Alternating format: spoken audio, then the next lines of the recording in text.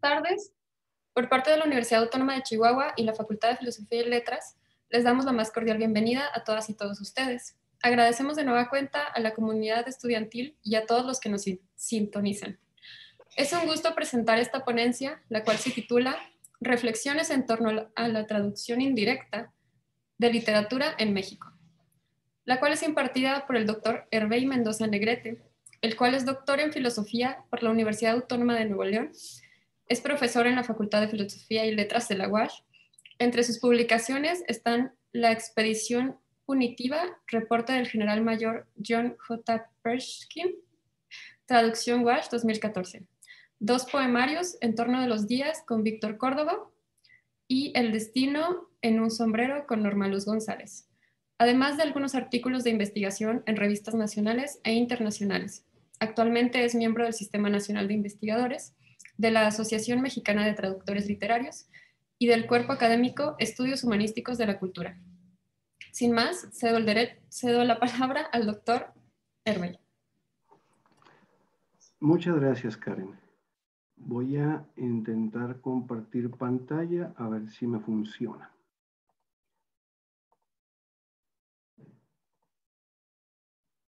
Sí se ve, ¿verdad? Sí, maestro. Perfecto. Bueno. Tuve la oportunidad de ensayar solamente una vez esta presentación. Espero no excederme en el tiempo ni quedarme muy cortito. Se llama, la ponencia la titulé Reflexiones porque no es propiamente una investigación concluida. Le faltan algunos detalles que todavía estoy trabajando con ellos, pero son una serie de, como lo dice el título, reflexiones con base en algunos problemas que he identificado, algunas circunstancias y algunas lecturas que he venido haciendo en los últimos años. Quiero comenzar, por ello, con un texto de Ezra Pound que se titula The River Merchant's Wife, a Letter. Es la primera estrofa de un texto que es un texto poético. Son 6 versitos nada más, muy sencillos, muy claros. Muchos de ustedes imagino que van a estar familiarizados con él. La primera parte del texto dice, hace una referencia al corte de cabello del sujeto poético, del hablante del poema. Habla que en una etapa de su vida que tenía el cabello cortado, pues digamos que al ras de la frente, y luego hace referencia al juego. Dice, I played about the front gate, y el juego pues era con flores. Luego aparece un segundo personaje, por decirlo así, y que dice que llegó en unos, jugando como montando un caballo hecho de bambú. Si se fijan, pues hay una referencia a ciertos como roles, si podemos llamarlos así, de género, en el que el personaje que habla es femenino, es una niña, y el personaje en segunda persona, el tú, es un niño por la referencia al caballo. Luego dice que esta segunda persona, este niño, daba vueltas, algo así, a su asiento, al de ella, y luego dice que estaba jugando con estos frutos, ¿no? Azules. Y cierra la estrofa diciendo que siguieron viviendo ahí en ese lugar, en Chocan, lo cual hace referencia a un lugar remoto, y lo dice que eran pequeños, y finalmente comenta la inocencia, without dislike or suspicion. Muy bien. Quisiera ahora que pasáramos a ver estas 3 versiones que son versiones al español, traducciones al español de este texto. Las versiones son la primera es de 2 traductores, Munarriz y Talens, la segunda es de Juan Arabia, y la tercera no tiene fuente, luego les explico por qué. Fíjense la primera versión, dice, cuando aún llevaba el pelo cortado al flequillo. De entrada nos suena una expresión un poco inusual para nosotros. Dice, jugaba delante del portón cogiendo flores, ¿no? Muy próxima al texto fuente.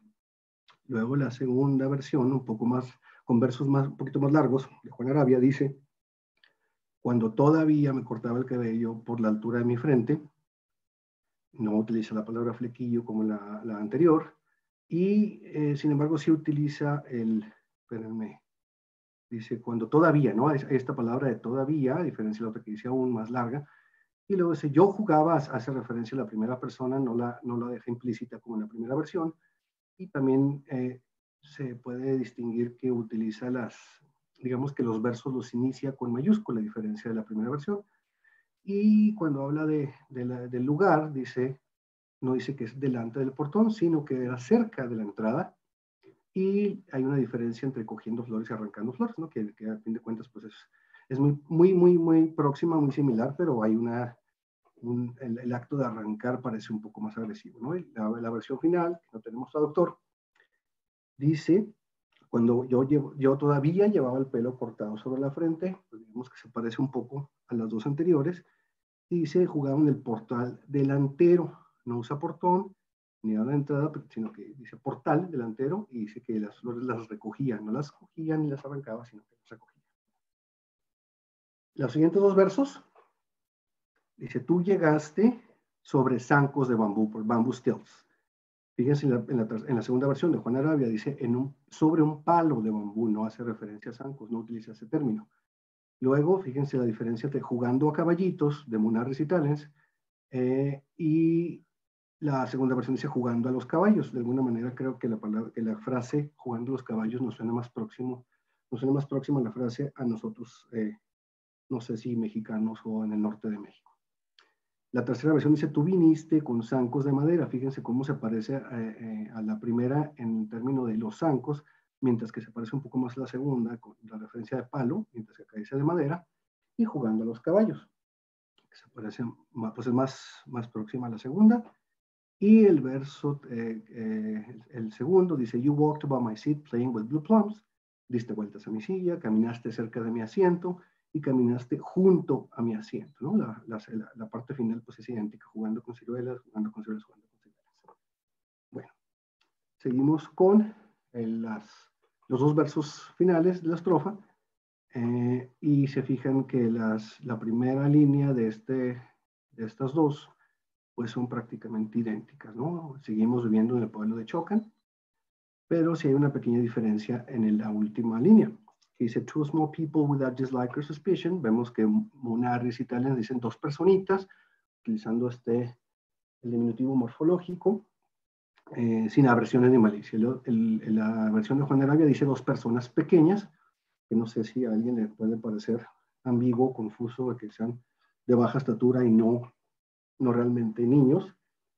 Pero bueno, dice sin disgustos ni sospechas, a diferencia de aversiones y malicia, y la versión sin traductor dice dos niños a secas, no dice dos niños personitas ni dos personas pequeñas, y dice finalmente sin aversión ni sospechas. Bueno, estos textos, como pudieron ver, estas tres versiones españolas o hispanas tienen unas pequeñas diferencias entre sí que a fin de cuentas, pues, permiten una lectura muy similar, una interpretación, digamos, muy sencilla, no distinta entre sí, a pesar de estas pequeñas diferencias que ya más o menos señalé. Pero me interesa que vean a continuación que estas versiones, la primera de Munarriz y Talens, provienen de un libro de la editorial española, si no me equivoco, Hiperión. Entonces, viene incluido en este libro que se llama Persone, los poemas breves de Ezra Pound. La segunda versión la tomé de una página de internet muy conocida, muy popular, creo, aparentemente, que se llama Buenos Aires Poetry, que pues, en el nombre se sugiere el origen, ¿no? Argentino. Y la tercera versión, sin traductor, pues la fuente no lo ofrece, aparece en esta página de literatura que se llama Ciudad Seba, también muy popular, al menos entre algunos de nosotros. Bueno, les menciono específicamente las fuentes y los orígenes, todavía no hablamos de México, porque el texto del cual estamos abordando en tres versiones, en realidad no es un poema propiamente dicho de Ezra Pound. En realidad el poema original es de un autor chino, más o menos antiguo, cuyo nombre, pues, al menos la manera en que Pound hace referencia a él es con el nombre de Rihaku. Es un poeta chino. Entonces, fíjense, aquí tengo, a diferencia de los cuadros anteriores, aquí tengo 3 versiones, pero las otras 2 son también en inglés, son traducciones al inglés del texto de Rihaku. Los 3, igual que Pound, los otros 2, además de Pound, Lowell y Viner, son también poetas más o menos contemporáneos a Pound. Hay una pequeña diferencia, fíjense en la versión de Lowell cómo se extiende también más el verso. Además, la extensión del verso tiene una pequeña diferencia que dice, en vez de utilizar la primera persona, como my hair, I play, dice, que dice cuando el cabello de tu unworthy one. Fíjense cómo hace esa primera persona está realmente representada a través de una tercera persona. Habla de sí misma en tercera persona, dando una especie de dramatismo o de cierto tono melodramático, más estridente, ¿no? A la versión más simple de Ezra Pound. Y lo dice otra vez en tercera persona, she picked flowers and played in the front door. La versión de Wouter Biner, el otro poeta, traductor, es incluso más concisa, más breve que la de Pound, que dice, my hair had hardly covered my forehead. I was picking flowers, playing by my door. Muy sencilla, muy concisa. Veamos las siguientes estrofas, las siguientes líneas. Dice, del juguete de bambú, dice, then you, my lover, fíjense cómo hace este dramatismo que no tiene la versión de Pound ni la de Viner. Dice, riding on a bamboo horse, ¿no? Porque no difiere mucho de las otras dos. No, Viner sí tiene el my lover, esta referencia aparentemente, o podemos sospechar que Pound omite este pequeño fraseo de my lover. Luego vemos que hay una distinción, por eso la puse en colores, ¿no? Que dice, you walked about my seedling with blue plums, hace la referencia al fruto a las ciruelas o ciruelos, y Pound se va por la palabra azul, mientras que la versión de Lowell y también Viner nos muestran la palabra green plums. Hay una diferencia en colores que no sabemos, al menos yo que no sé leer chino, no puedo saber si esa diferencia proviene de una elección de Pound que dijo, no me gusta el verde, lo voy a poner azul. En fin, hay otra pequeña diferencia, pero la que a mí me llama la atención es la del color. Y al cierre del poema, pues en realidad no son tan distintos, a diferencia de la versión de Viner, que opta por no utilizar esta frase final de without dislike or suspicion. Vemos que Lowell dice neither jealousy nor suspicion, mientras que Viner, digamos que resume esos dos contenidos en una sola frase que dice happy heart.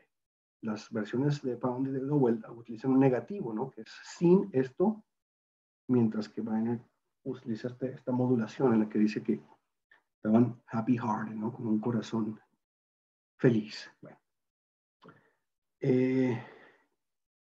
Les muestro esto, tratando de acercarnos un poco más al tema de la presentación, porque pues hay una cierta idea que aquí propone de una manera un poco jocosa Willis Barnston, un traductólogo, y que nos dice que una traducción se puede entender como un proceso histórico en el cual se crean originales.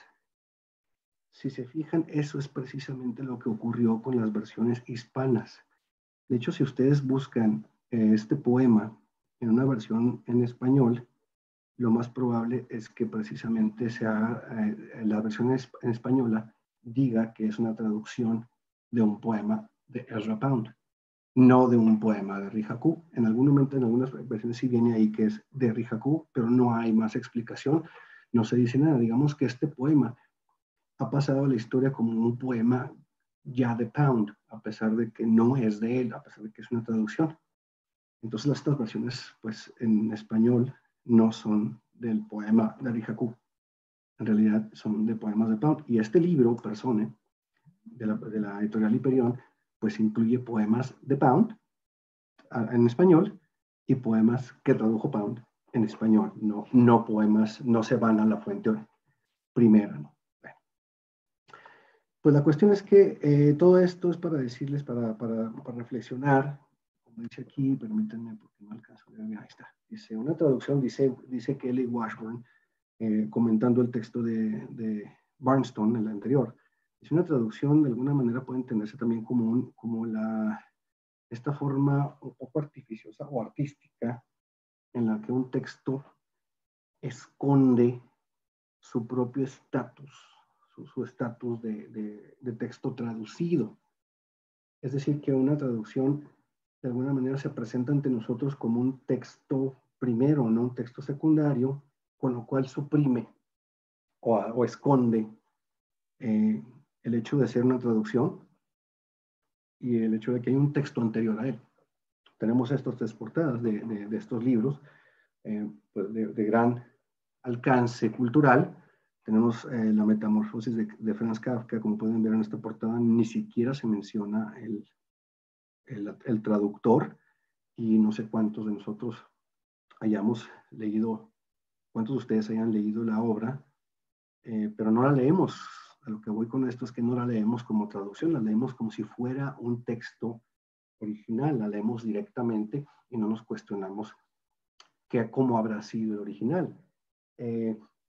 Los diálogos de Platón, los clásicos griegos se leen frecuentemente en traducciones, se citan en traducciones sin hacer referencia jamás al griego clásico en el que fueron escritos. De hecho, es común leer textos filosóficos en los cuales se hace referencia a Platón o a algún clásico griego sin hacer la cita directa, sino al traductor, ¿no? Se hace la referencia al traductor. Y pues finalmente la Biblia realmente es un texto pues quizá el texto más difundido en el mundo, y se lee al pie de la letra en traducciones, se interpreta desde las traducciones, se vive con base en las enseñanzas bíblicas como si fuera desde el original. Entonces se convierten en un original estos textos. Ya hablando en el terreno específicamente literario, nos dice otra vez Kelly Washburn, algo que resulta de gran importancia, que a veces no reflexionamos en ello, dice Washburn, que el premio Nobel de literatura, fíjense lo interesante, se otorga con base en lecturas de lo que ella llama relay translations.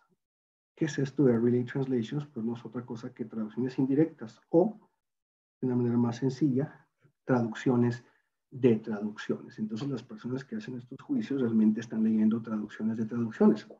No están leyendo la obra original para hacer estos juicios.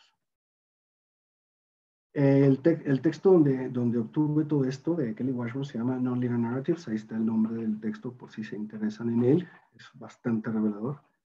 Nos comenta con respecto a esta cuestión de la traducción directa que muchos expertos teóricos, profesores, de manera consciente o inconsciente desdeñan las prácticas de traducción indirecta, puesto que no las consideran traducciones propiamente, consideran que son otra cosa, no son traducciones. Luego nos señala que dependiendo del crítico, del teórico, del investigador, la traducción indirecta, que aquí le pone como T2, la entienden como una, fíjense qué parece aquí, como una curiosidad criptozoológica. Aquí puse la definición en caso que alguien no conozca la criptozoología, que es el estudio de los animales ocultos, una pseudociencia y subcultura que intenta probar la existencia de animales extintos, animales mitológicos o folclóricos, ¿no? Entonces consideran que la traducción indirecta es como una especie de curiosidad criptozoológica, o, si no es así, la entienden como una, dice aquí, una patología vergonzosa, ¿no? Bueno, aquí la autora hace una referencia a uno de los grandes teóricos de la traducción, John Terry, que ya reflexionó sobre este tema de una manera descriptiva, teórica.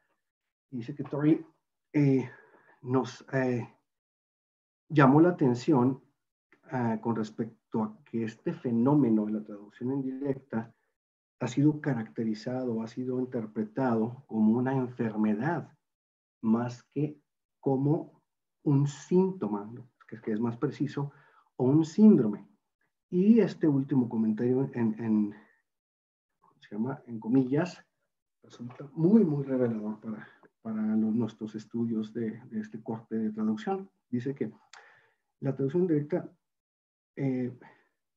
no es sino una especie de coyuntura en la que diferentes sistemas normativos, tanto textuales como traductivos, se juntan y digamos que se interrelacionan.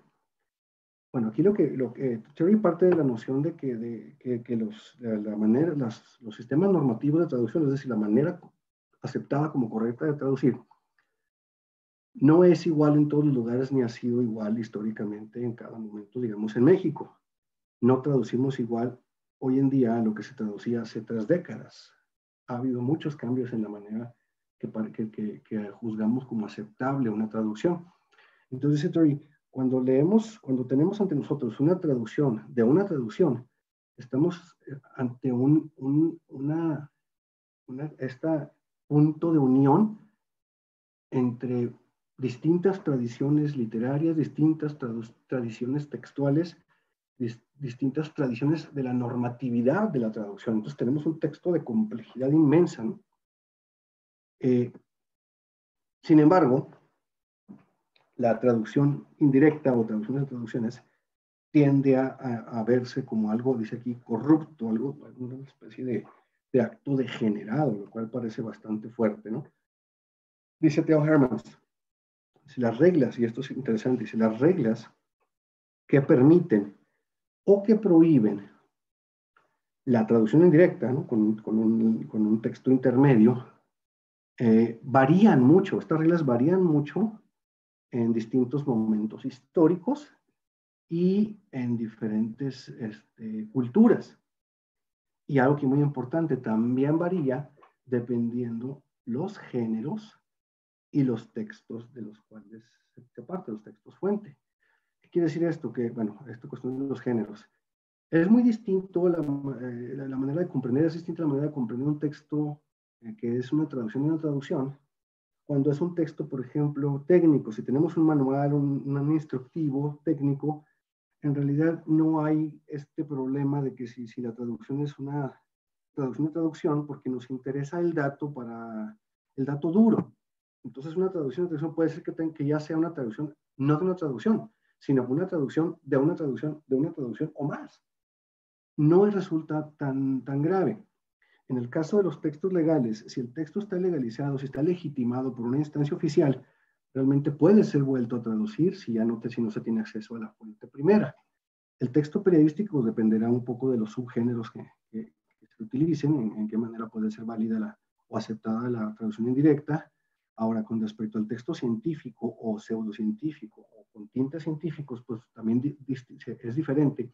Si es, por ejemplo, un texto de difusión, o sea, un texto que va de un investigador, de un científico, para la misma comunidad científica, así es de divulgación. O sea, si es un texto que se baja de la ciencia, del lenguaje técnico muy, muy científico, para un alcance, digamos, más popular, un alcance general. Entonces, ahí también cambia un poquito estas restricciones de si es válido o no, si es aceptable o no va a ser una traducción indirecta. Ahora, en el caso literario, por eso está marcado en negritos, es particularmente complicado porque el texto literario presta un énfasis grandísimo a la cuestión de la autoría, y de las autoridades que promueven tal o cual autor, tal o cual texto. Ahorita volvemos para eso, con ese tema. Lawrence Venuti, aquí, como tenía poco tiempo, mejor hice la copia de la imagen y lo puse ahí, entonces espero que no genere problemas. Dice Lawrence Venuti, con respecto a la autoría, dice, quizás el factor más importante que ha llevado a la traducción a una circunstancia como marginal, como una cosa que preferible no leer traducciones, es porque es de alguna manera ofensivo contra este concepto de la autoría, ¿no? La autoría es muy importante, por lo tanto, la traducción pues, no es del autor, sino del traductor y es dudoso. Luego dice, mientras que la autoría se entiende como, o se define de acuerdo a su originalidad, de la expresión de un yo literario, de un yo creativo, de un yo artístico, en un texto único, entonces la traducción es un texto derivativo en el cual no se permite la expresión de un yo, ni puede ser un texto único. En realidad la traducción, según nada más entendido, es un texto que imita a otro texto.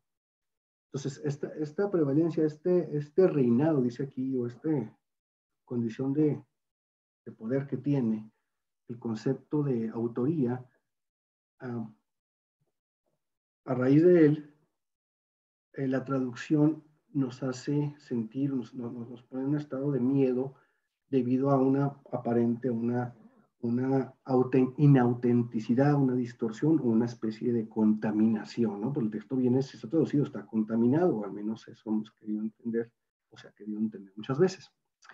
Luego nos dice Lawrence Venuti también que, y este problema es particularmente dramático, y tenemos otra referencia, dice que en lugar de permitir, o sea, cuando leemos una traducción, en lugar de pensar que la traducción nos permite una comprensión sincera y desinteresada del texto extranjero, la traducción tiende a provocar miedo debido a errores de falta de profesionalismo o de oportunismo, dice aquí Venuti. Dice que es una explotación abusiva de la originalidad.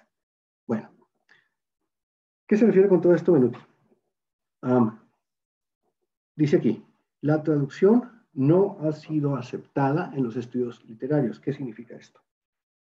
Si alguien de ustedes decide emprender un estudio formal, una investigación, un ensayo sobre un texto traducido, no sé, vamos a suponer una obra lejana o complicada por el idioma, algo así como Crimen y Castigo de Dostoyevsky, si alguien nos está asesorando, nos va a decir, no puedes hacer eso porque el texto es una traducción.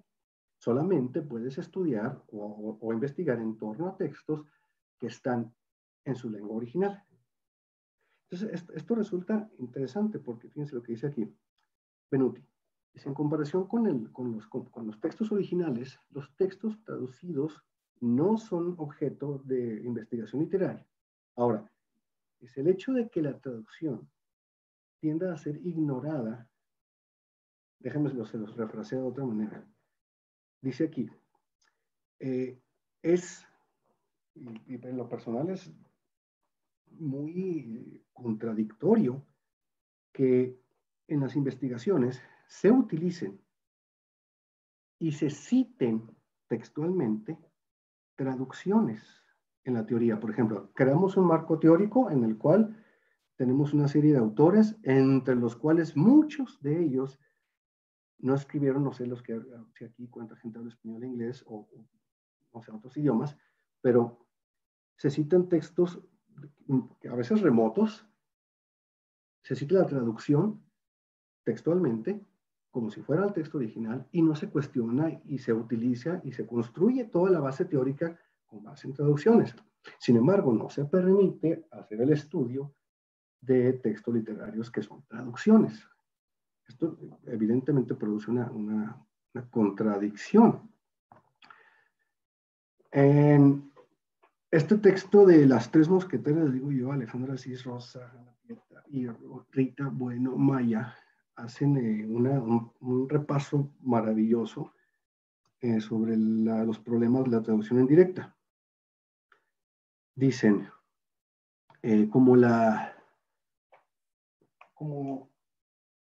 y esto es históricamente comprobable, bueno, al menos hay registros muy interesantes de que la traducción se entendía de manera muy diferente, por ejemplo, en el Renacimiento o en otros momentos de la historia. Dicen, bueno, actualmente hay esta exigencia de que el texto, la traducción, se apegue lo más posible al original. Dice, bueno, por lo tanto, la traducción directa, ellos lo ponen como ITR, dice, tiende a ser evaluada de forma negativa. porque se supone que una traducción indirecta aumenta la distancia entre el original y el último texto que se produzca. Y como consecuencia de esto, digo, porque ocurre, ¿no? La traducción indirecta ocurre todo el tiempo, se tiende a esconder o a camuflar el hecho de que la traducción es en realidad indirecta. Y esto ocurre porque si se duda de la traducción, pues se duda al doble con la traducción indirecta, ¿no? Dice aquí es peor en el caso de traducción indirecta. Luego dicen que históricamente la traducción indirecta parece, fíjense qué interesante, parece disminuir cuando,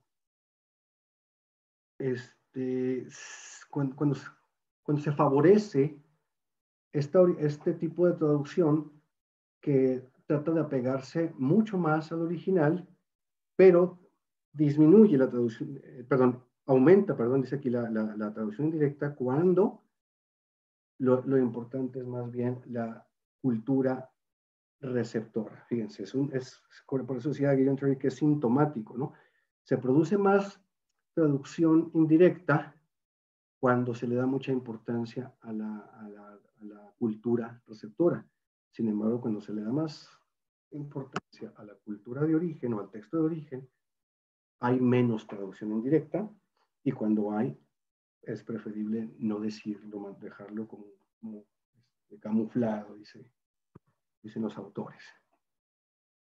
Ahora, fíjense lo que dice Guillaume Terry aquí con respecto a la normativa de la traducción. Dice Guillaume Terry en estos texto fundacional, diría yo, de los estudios descriptivos de la traducción. Dice que en la normatividad existen dos tipos de normas, las preliminares y las operacionales. Dice, bueno, aquí no nos interesan las operacionales, sino las preliminares, al menos en esta discusión. Y dice que las preliminares, al menos Terry la divide en dos tipos. Una, que tiene que ver con con políticas de traducción. Las políticas tienen que ver con que si cuál autor se va a traducir, quién lo va a traducir y cómo lo va a traducir. Tiene que ver con políticas, ¿no? No son accidentales estos ejercicios. Y dice que el segundo tipo de norma preliminar es aquella que tiene que ver con si una traducción es indirecta y cómo se presenta esta traducción indirecta. Dice en el segundo puntito, dice, tiene que ver con consideraciones de la tolerancia, dice, tanto de los idiomas mediadores y de los idiomas originales. Luego nos presenta una serie de preguntas, ¿no? Dice que si la traducción indirecta se permite para empezar, pues a veces, aunque no se permita, se sigue haciendo, ¿no? Dice, ¿en qué? Dice, bueno, al traducir, se traduce cuando el texto original es de qué tipo, de qué periodo. Ahora, ¿se permite o se prohíbe o se tolera o se prefiere cuál, ¿no? Luego dice, ¿cuáles son las lenguas mediadoras que se permiten, que se prohíben, que se toleran o que se prefieren? Y ahorita vamos a ver un ejemplo aquí, cuáles son las lenguas que se prefieren generalmente, ¿no? Al menos en nuestra cultura. Dice, ¿hay acaso una tendencia o una obligación de hacer notar que el texto ha sido mediado, o sea, que es indirecto, o se prefiere ignorar, camuflar o negar?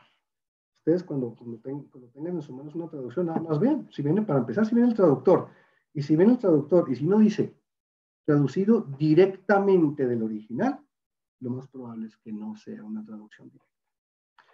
Dice, si acaso se menciona que la traducción es indirecta, se revela o no se revela cuál fue la fuente mediadora, el texto que está a la mitad, ¿no? Si se menciona al traductor, si se menciona el texto o se menciona el idioma.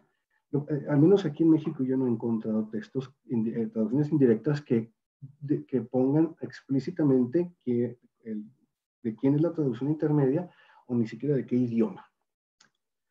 Bueno, volviendo a las tres mosqueteras, dicen que debido a la globalización, la traducción indirecta aumenta debido a estas redes internacionales de relaciones de poder. Y luego dicen que, como ahorita decía, que en pocas palabras, los idiomas que se convierten en mediadores para una traducción indirecta no son más que los idiomas de mayor alcance, por decirlo así, ¿no? O sea, estamos hablando, por ejemplo, del español, del inglés, del chino, que tienen mayor número de hablantes. Entonces dice, como consecuencia, dicen las tres mosqueteras, la traducción indirecta se tiende a llevar a cabo desde una lengua periférica, estos hablan desde esta teoría de los centros de periferia, hacia un texto que les decía, un texto de mayor alcance, es decir, vamos a suponer un texto de una lengua de minoría, ¿no? Bien pudiera ser un texto de alguna lengua indígena o de un idioma que tenga muy pocos hablantes, no sé si el armenio, imagino que el armenio va a tener pocos hablantes. Cuando se traduce de esos idiomas, bueno, en esos casos existe mucha traducción indirecta y las lenguas que median generalmente son precisamente el inglés, el español o alguna lengua de gran alcance. Muy bien.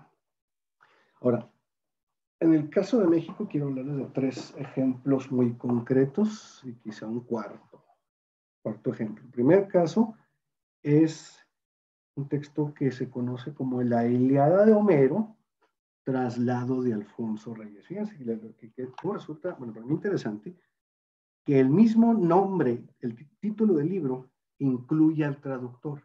La Ilíada de Homero, traslado de Alfonso Reyes. No dice la Ilíada, autor Homero, como dirían otras versiones. Aquí dice la Ilíada de Homero, traslado de Alfonso Reyes. ¿Por qué es esto? ¿Por qué aparece que es de Alfonso Reyes? Porque Alfonso Reyes es una figura importantísima en las letras mexicanas.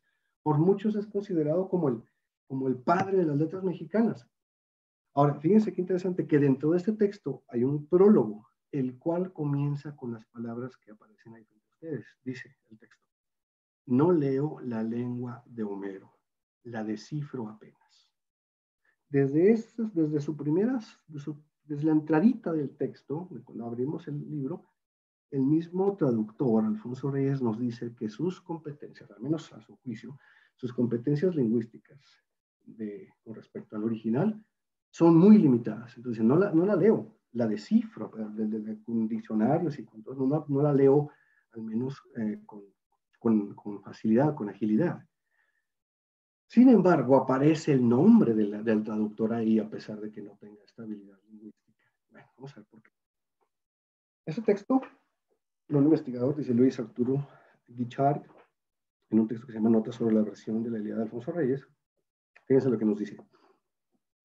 Tratándose de uno de los prestigios más sólidos de la literatura mexicana, ofender o atacar la competencia de Reyes en el griego clásico y el alcance de sus conocimientos acerca de las literaturas clásicas se convirtió en un asunto de dudoso honor. Es decir, que si al menos durante muchos años, si alguien se hubiera atrevido a cuestionar a Reyes o su conocimiento del griego o la importancia de su texto, habría sido meterse en un problema grave. O sea, era peligrosísimo cuestionar esa versión de Reyes. Luego nos dice, fíjense qué interesante, dice, la cuestión acaso había sido mal formulada, esta cuestión de que si Reyes hablaba bien el idioma o si no lo dominaba bien o si qué tan valiosa era la versión. Bueno, según Guichard dice que esta cuestión se había formulado mal. Dice, tanto por los detractores como por los defensores del Reyes traductor. Dice, y ambos sacaban un poco de proporción las cosas. Fíjense qué interesante lo que va a plantear aquí. Dice, en vez de preguntarse por el absoluto saber o no saber griego, y aquí la frase poética, un arma arrojadiza que se utiliza profusamente en los currillos de los departamentos de filología clásica de todo el mundo, y termina diciendo, habría que preguntarse mejor, ¿para qué saberlo? O sea, ¿para qué Reyes necesitaba saber griego clásico? Bueno, yo me pregunto si alguno de ustedes, aquí entre nosotros hay, que están aquí conmigo, alguien de ustedes traduce, me pregunto qué sería si ustedes dijeran, voy a traducir, no sé el idioma, pero lo voy a traducir. O sea, si adquiriría una importancia que el traductor sepa el idioma del cual traduce o no. Bueno, dejémoslo así sin respuesta. Segundo ejemplo. Octavio Paz, en un libro muy, muy interesante que se llama Versiones y Diversiones. Otra vez en este texto aparece el nombre del traductor. Es una antología, pero el libro no se llama Antología de Poesía del Mundo, se llama Versiones y Diversiones de Octavio Paz. La atención está puesta en el traductor y no en el autor o los autores. Ahora, fíjense cómo confiesa Paz en este texto. Dice, mis traducciones son traducciones de traducciones y no tienen valor filológico. Lo confiesa, pero luego se excusa diciendo, quise que tuviesen por lo menos algún valor literario y aún poético. De hecho, en el texto, en el prólogo, Alfonso Reyes dice algo muy parecido. Dice, mi Homero no podrá ser citado para la filología, pero sí para la literatura. Entonces él defiende, Octavio Paz defiende sus traducciones como ejercicios de riqueza literaria, no con valor filológico. Vamos a ver qué dice José María de Resure, de Octavio Paz, de este libro, en un texto que se llama Las diversiones de Octavio Paz. Dice José María, dice, Octavio Paz era un hablante y lector multilingüe. Muchas veces pecaba de modestia, sobre todo cuando enjuiciaba sus traducciones indirectas del sánscrito, del chino, del japonés y del sueco. Entonces, Paz tradujo del sánscrito, del chino, del japonés y del sueco sin hablar japonés ni sueco. Luego dice, de la misma forma que en el terreno de la creación poética se enfrentó por razones de opción creadora a la autoría compartida, compartió la tarea traductoria en varias lenguas. ¿Qué significa esto? Que tenía un informante, por decirlo así. Ahí es el tercer punto. Así, para la traducción del sueco al castellano, de los poemas de Arthur Lundqvist, Gunnar Ekelöf y Harry Martinson y Erik Lindegren, sus autores suecos, dice, se valió de la ayuda del poeta romano Pierre Szekely. Hacen de cuenta que lo que hacía es que tenía este informante que le decía, explícame el poema, y ahí le hacía Paz una serie de preguntas y conforme a esta explicación que le iba dando el mediador, Paz elaboraba estos poemas. No sé si se fijan que al momento estos comentaristas, ¿no? Que fue el caso de Guichard y de José María de Rasuri, parece justificar y avalar y legitimar el texto, las traducciones de Reyes y de Octavio Paz. Luego tenemos el comentario de Ángela Liliana Navas Forero, que en un texto que habla sobre Cortázar y Paz como traductores, dice sobre Paz, Ángela Liliana, dice, Paz valora por igual la obra original y la obra traducida, son iguales de importantes para Paz, ya que pone en duda, fíjese, la originalidad del original, pone en duda Paz la original del original. Entonces dice, si bien el traductor debe respetar la obra original, también se puede tomar ciertas libertades que ayuden a recuperar las partes del poema que se pierden en el proceso de traducción. Volvemos al comentario que le estaba haciendo. Estos investigadores parecen justificar este trabajo. Bueno, vamos al tercer caso, que se nos acabó el tiempo, que es de José Emilio Pacheco, un libro que se llama Aproximaciones. Otra vez, no dice quiénes son los autores, no dice que es una ontología, al contrario, se enfoca en el traductor, no en los autores. Y aquí dice Pacheco, dentro de la nota introductoria a este libro, dice, mi creencia en que la poesía es de todos y de todas, en que el poema resulta intraducible y se asfixia al salir del agua madre de su lengua, en que fuera de ella solo puede ser representado por un texto análogo y distinto, una aproximación del original, dice, esta idea me ha llevado una y otra vez a romper un tabú, las traducciones de traducciones, de manera tal que admite Pacheco que este libro está hecho de traducciones de traducciones. Fíjense el comentario que hace María Elena Isibasi Puchin. Dice, el texto se llama, y dice, el traductor traidor contra el traductor creador de Pacheco. Dice Isibasi, desde mi punto de vista, todo radica en el escopo o el enfoque que se propone el autor, o traductor en este caso. Es decir, si su intención es creadora de diálogo con el otro o traductora trasladadora. Lo que hace Isibasi aquí es comparar textos que Pacheco traduce del original con textos que Pacheco, digamos, que utiliza con lenguas mediadoras y juega con ellos y los reinterpreta y los reescribe. Aquí, dice como una especie de traducciones contra aproximaciones. En el texto, la investigadora cuestiona terriblemente esta práctica de parte de Pacheco por no aclarar bien cuándo son traducciones y cuándo son aproximaciones, pero fíjense lo que dice al final, dice, lo que hace que estas traducciones de Pacheco sean aproximaciones, es decir, verdaderas creaciones personales en el sentido de reescrituras, es la intención clara y expresa, porque Pacheco lo admite, de dialogar tanto con los autores de los originales como con los traductores y los lectores. Dice, pues finalmente, y aquí cita a Pacheco, dice, la poesía es de todos y de todas. Después de dar un rodeo en el que explica lo que hace Pacheco y cuestionarlo, termina diciendo, bueno, lo que hace Pacheco está muy bonito porque la poesía es de todos y de todas. Para concluir, ¿qué pasa con estas traducciones indirectas? Bueno, su reconocimiento, su aceptación y la publicación misma de estas traducciones indirectas han dependido y dependen no más en México, sino que dependen de los autores, de qué autores, de qué lenguas, del renombre, pero aquí hablamos del renombre del traductor. Los tres casos que les mostré, Pacheco, Paz y Reyes, eran autores, cuando publicaron estos libros, eran autores de gran renombre, entonces por eso era, digamos, fácil publicarlos, de fácil aceptación y de fácil reconocimiento. Ahora, para que esto ocurra, necesita una autoridad que legitime estos textos. ¿Cuáles son estas autoridades? Editoriales importantes. Aparentemente Pacheco, el texto de aproximaciones, no lo publicó en la misma editorial que publica sus otros textos poéticos.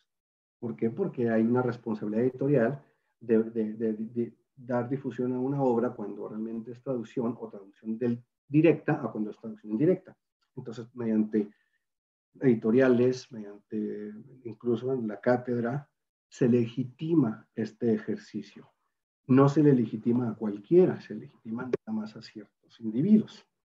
Ahora, quiero compartirles lo que dice el Código Deontológico de la Asociación Mexicana de Traductores Literarios, que cuando uno se vuelve miembro, para volverse miembro de esta asociación, hay que firmar este Código Deontológico. El Código Deontológico, como dice ahí el asterisco, es un documento que incluye las normas y los valores de una actividad profesional. Digamos que son como el código ético del ejercicio profesional, ¿no?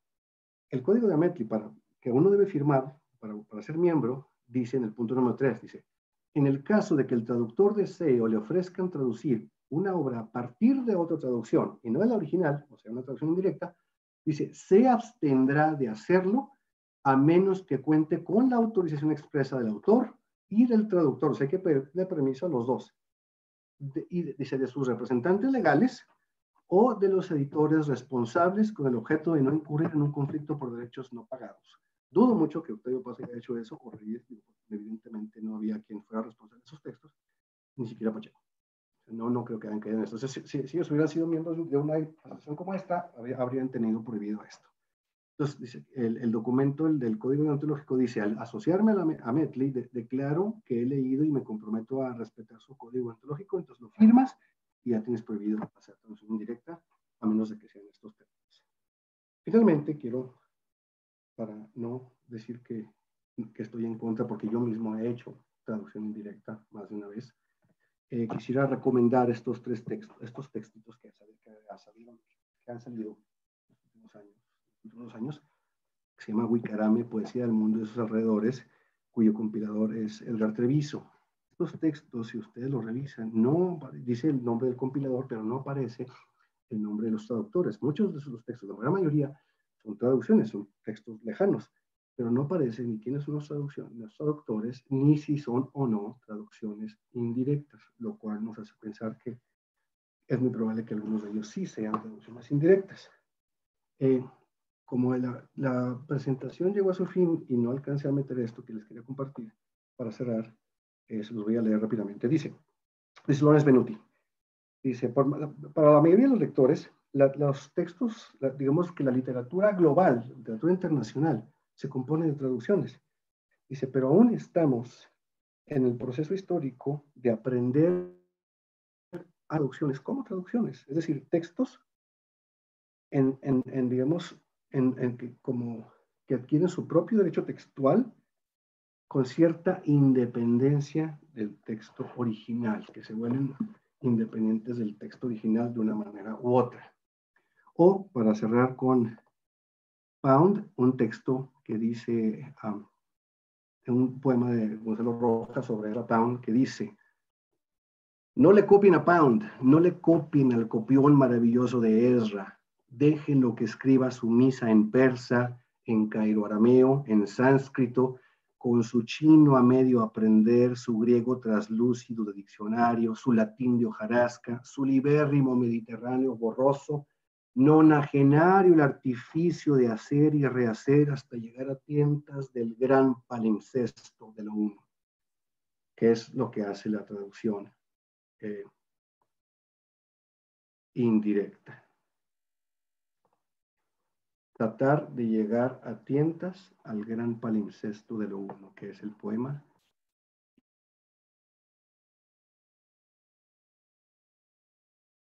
Y la poesía.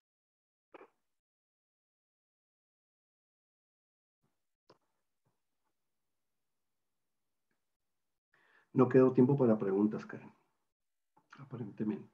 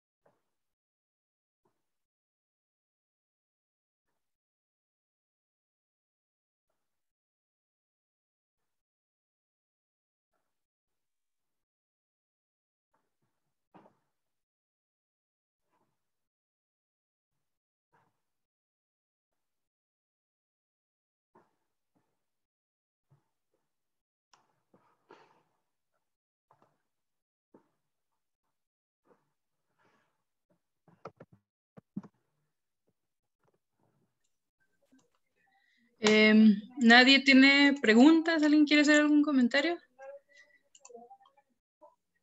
Este es un momento, chicos. Muy bien. Agradecemos infinitamente a nuestro conferencista, el maestro Herbey, la confianza depositada en la Universidad Autónoma de Chihuahua y en nuestra Facultad de Filosofía y Letras para presentarnos su trabajo. Les recordamos a nuestros participantes y a nuestro ponente que le haremos llegar su constancia por vía electrónica, pero me permito leerla. Permítanme un momento, por favor.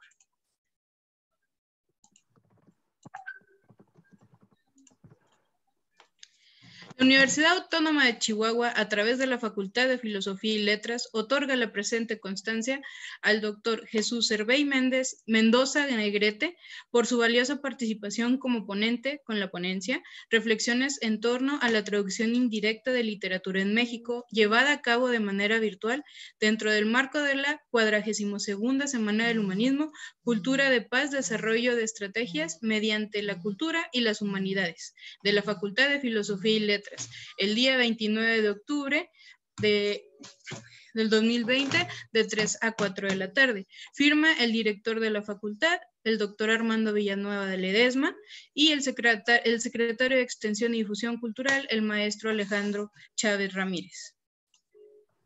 Muchas gracias, Caro. Muchas gracias a todos por asistir y aguantar a esta hora, digamos que un poco incómoda. Muchas gracias.